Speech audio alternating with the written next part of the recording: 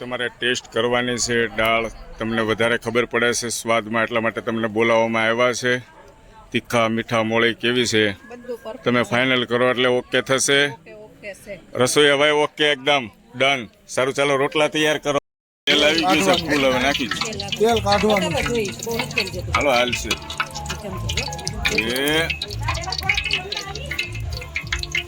તેલ ઘી મિક્સ દોસ્તો. પંચકુટી દાળ આપણે બતાવી દઈએ ફૂલ રેસીપી સાથે, અને ચૂલામાં બનાવવાની છે પંચકુટી દાળ.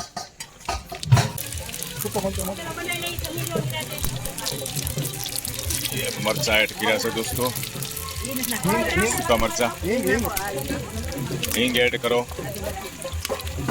જરૂરિયાત મુજબ. બસ બસ બસ બસ બસ બસ બસ.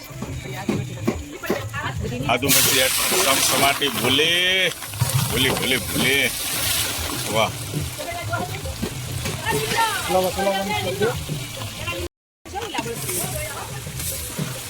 નાખો લસણ એડ કરો. છોકરીઓ લાઈનમાં આવો, એ કરે આવો. મીઠો લીમડો પણ એડ કર્યો છે. કાંદા લાવો, કાંદા.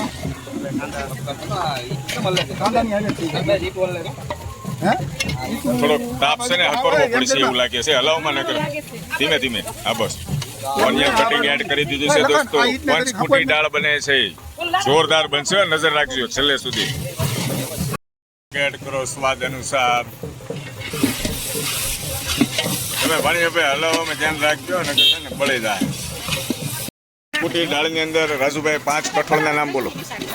મગ, અડદ, મસૂર, ચણા, પછી તુવેર. એટલે આવડી ગયું રાજુ. ટમેટાની ગ્રેવી એડ કરી દીધી છે દોસ્તો.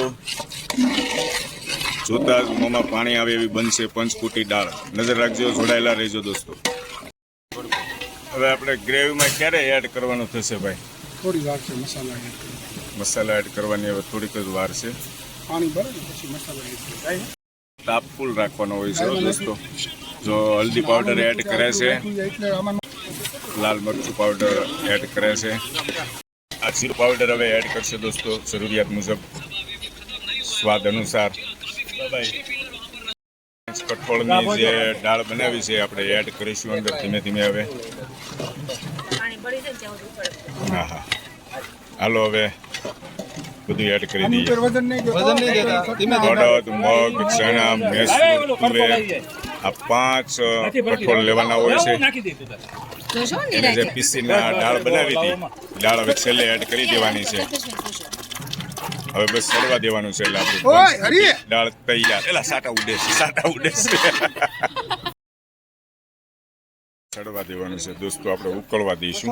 લીલું લસણ, ધાણા અને કસૂરી મેથી એડ કરવાની જેવો બાકી છે, અને સ્વાદ અનુસાર હમણાં લીંબુનો પણ ઉપયોગ કરીશું દોસ્તો. લીલું લસણ આપણે એડ કરીએ છીએ દોસ્તો ધીમે ધીમે. લીલું લસણ અને ગરમ મસાલાનો પણ ઉપયોગ કર્યો છે થોડોક સ્વાદ અનુસાર. બીજા કોઈ ખડા મસાલા આપણે અંદર એડ નથી કર્યા, એટલા માટે થોડુંક ચરપટું થાય એટલા માટે નાખવો જરૂરી છે.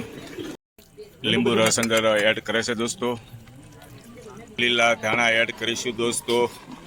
બસ હવે આપણી દાળ એકદમ કમ્પ્લીટ થવા આવી છે, બરાબર ઉકળી પણ ગઈ છે. આ ચૂલા ઉપર જ દાળ મીઠી થાય હો ભાઈબંધ મિત્રો. ઘરે ટ્રાય કરો ને તો ચૂલા ઉપર બનાવજો આ રીતના પંચકુટી દાળ. તમને ફૂલ રેસીપી સાથે બતાવી દીધું છે. આ વિડીયો તમને પસંદ આવે તો તમારા ગ્રુપ સર્કલમાં પણ શેર કરજો.